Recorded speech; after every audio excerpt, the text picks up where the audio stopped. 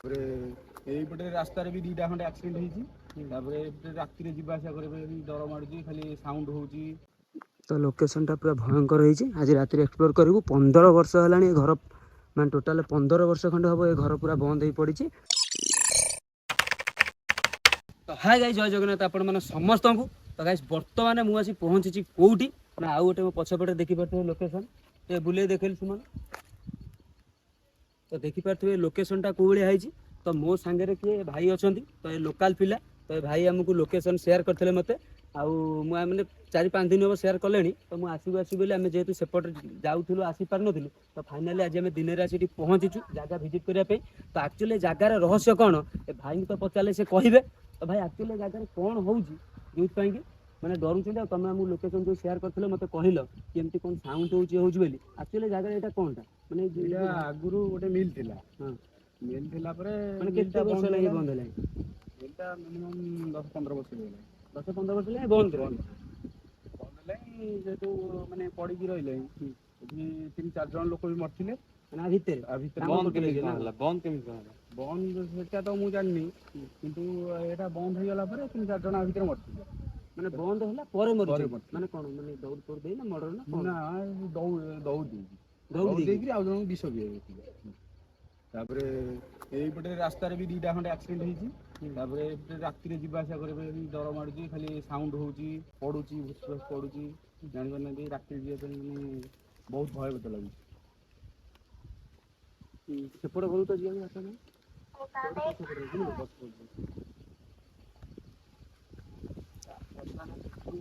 ଏଇପଟେ ଭିତରେ ଯାଇ ତାପରେ ଟୋଟାଲି ସେଇଟା କଭର କରି ମୁଁ ଆପଣଙ୍କୁ ଦେଖଉଛି।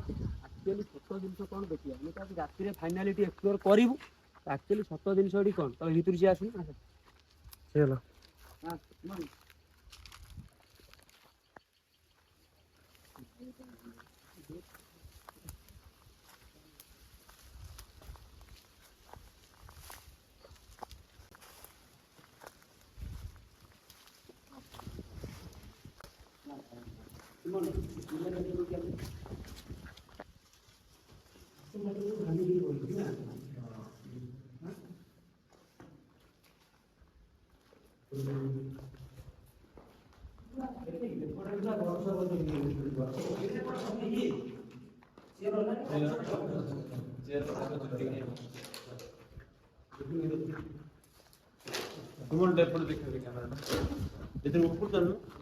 ଖରା ହେଇଛି।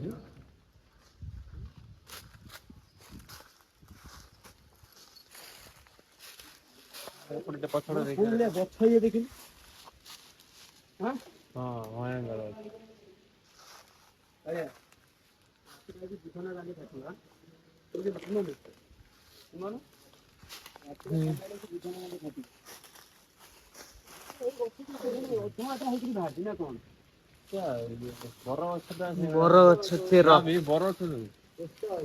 ଗଛ ବା ସେ କଣ୍ଟା ବିଲାତି ଗଛ।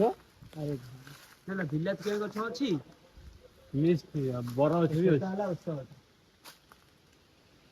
ବିଲାତି ଗଛ ବର ଗଛ ବି ଅଛି। ଯିବା ସେପଟୁ ଯିବା।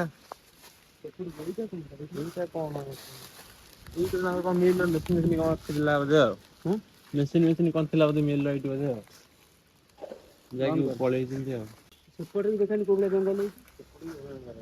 ଏଟା ବି ଭାଇ ଆଉ ଗୋଟେ ଘର ଥିଲା ନା, ଏଇଟା ଥିଲା ଏଇଟା ଭାଙ୍ଗି ଯାଇଛି ଆଉ। ଟୋଟାଲ ବୁଲିଛି ଟୋଟାଲ ମାନେ ଏ ଘରକୁ କେହି ଆସୁନାହାନ୍ତି ନା? ନା ଏ ସାଉଣ୍ଡ ଗଲା ପରେ ବି ଘରକୁ ଆସୁନାହାନ୍ତି। ଆମେ ବି କୋଉଠି ଆସିଛୁ ତମ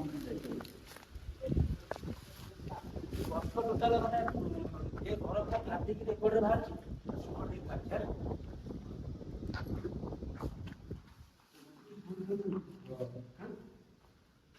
ଫାଇନାଲ ଦେଖିଲେ ଇଏ ହେଲା ଗୋଟେ କମର, ଆଉ ଉପର ପିଲା ଛାତ ଫାତ ପୁରା ଭାଙ୍ଗି ଭୁଙ୍ଗି ଗଳିଛି। ଟିକେ ଉପର ପିଲା ହଁ, ରାତିରେ ଫାଇନାଲି ଆମେ ଏଠି ଆଜି ଏକ୍ସପ୍ଲୋର କରିବୁ। ଆପଣମାନେ ତ ଜାଣିଥିବେ। ତ ଫାଇନାଲି ରାତିରେ ଆଜି ଆମେ ଏ ଜାଗା ଏକ୍ସପ୍ଲୋର କରିବୁ। ଆକ୍ଚୁଆଲି ଦେଖିବା ଭାଇ ଯୋଉ କହୁଛନ୍ତି ସାଉଣ୍ଡ ହେଇକିରା ହେଉଛି, ସତରେ ନା ମିଛରେ। ମତେ ଲାଗୁଛି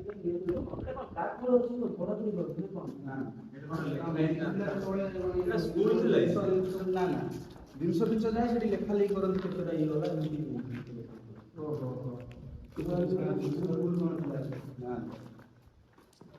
ସେପଟେ ଘରକୁ ସେପଟେ ବୁଲିକି ଯିବାକୁ ପଡିବ ନା।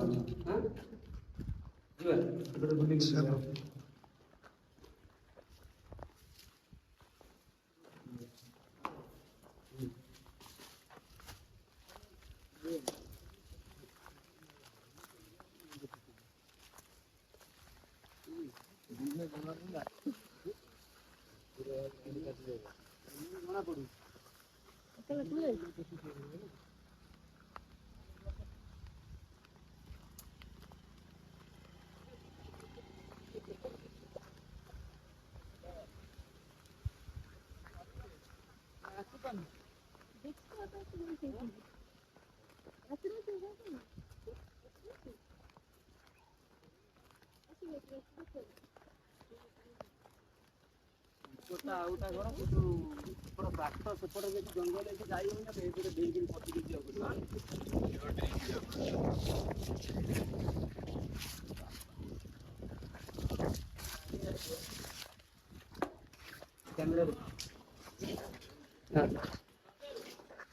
ତ ଫାଇନାଲି ଗାଇସ୍ ଦେଖିପାରୁଥିବେ ମାନେ ଏପଟ ରୁମ୍ ବି କୋଉ ଭଳିଆ ହେଇଛି ମାନେ ଏଇପଟରେ ବାଟ ଆକ୍ଚୁଆଲି କିନ୍ତୁ ଯେହେତୁ ମାନେ କୋଉ ଭଳିଆ ଜଙ୍ଗଲ ହେଇଛି ତ ଆମେ ଭିତରେ ପଶିକିରି ଆସିବା ଅସମ୍ଭବ ଏପଟେ ସେଥିପାଇଁ ଆମେ ଡେଇଁକିରି ଆଇଲୁ ଏପଟରେ ବି ମାନେ ଭୟଙ୍କର ରଡ଼ ଫଡ଼ ସବୁ ବାହାରିଛି ସୁମନ ଏପଟେ ସବୁ ରଡ଼ ଫଡ଼ ଭୟଙ୍କର ବାହାରିଛି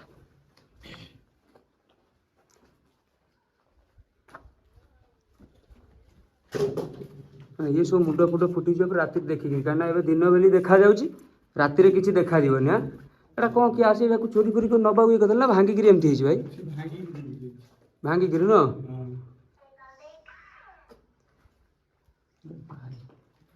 এটা ରୋଡ ସାଇଡରେ ଗାଇସ୍ ଦେଖିପାରୁଥିବେ ଆଉ ଉପରଟା ବି ରୋଡ ପୁରା ରୋଡ ସାଇଡରେ ଏଇଟା କିନ୍ତୁ କ'ଣ ଏଟା ଏମିତି ହଣ୍ଟେଡ୍ ହେଇ ପଡ଼ିଛି ମାନେ କେତେ ଭାଇ 15 ବର୍ଷ ପ୍ଲସ୍ ହବ ବନ୍ଦ ହେଇ ପଡ଼ିଲାଣି ନା 15 ବର୍ଷ ପ୍ଲସ୍ ଗାଇସ୍ ବନ୍ଦ ହେଇକିରି ଜାଗା ପଡ଼ିଲାଣି ଫାଇନାଲି ଆମେ ରାତିରେ ଏଠି ଏକ୍ସପ୍ଲୋର କରିବୁ ଜଷ୍ଟ ଆମେ ଆସିଥିଲୁ ଏ ଜାଗାଟା ଏମିତି ଭିଜିଟ୍ କରିବା ପାଇଁ ତ ମୁଁ ଭାବିଲି ଗୋଟେ ବ୍ଲଗ୍ ବନେଇବା ପାଇଁ ବ୍ଲଗ୍ ବନେଇଦେଲି ତ ଦିନ ଭିଡ଼ିଓ ଏନ୍ଜୟ କରନ୍ତୁ ଆଉ ଫାଇନାଲି ଆମେ ରାତିରେ ଏ ଜାଗାରେ ଆଜି ଏକ୍ସପ୍ଲୋର କରିବୁ ଗାଇସ୍ ବାବାରେ ମାନେ ଗାଇସ୍ ଲୋକେସନଟା କୋଉ ଭଳିଆ ହେଇଛି ଆପଣମାନେ ଦେଖିପାରୁଥିବେ ତ ଭୟାନକ ଲୋକେସନ ସେପଟେ ଜାଗା ମାନେ ନାହିଁ ଯିବାକୁ ବୋଲି ଆମେ ଏପଟେ ଟିକେ ଯିବାକୁ ପଡୁଛି ଏଇଟା ତା ବ୍ୟାକ୍ ସାଇଡ୍ ପୁରା ହେଇ ପୁରା ଗଛ ପଛ ମାନେ ସାଂଘାତିକ ଆଜି ବ୍ଲକ୍ ଏଇଠି ହବ ମାନେ ରାତିରେ ଭୟଙ୍କର ସାଉଣ୍ଡ ହଉଛି ଆଉ ବର୍ତ୍ତମାନ ଦେଖିଲେ ମାନେ ରୋଡ ସାଇଡରେ ଏଟା ଏ ଚାରିପଟ ବି ବିଲ ଅଛି ଦେଖିପାରୁଥିବେ ତ ଆମକୁ ସେପଟରେ ଯାଇପାରିଲୁନି ଏଇପଟେ ମୁଁ ପଶିକିରି ଡେଇଁକିରି ଗଲି ତ ଯିବା ବର୍ତ୍ତମାନ ପାଇଁ ଯିବା ଘରକୁ ଲୋକେସନ ଫାଇନାଲ ହେଲା ଆଜି ରାତିରେ ଆମେ ଜାଗାରେ ଭିଜିଟ୍ କରିବୁ କୋଉଭଳି ଭାବେ ଜଙ୍ଗଲ ବି ହେଇଛି ଦେଖିପାରୁଥିବେ ଗାଇସ୍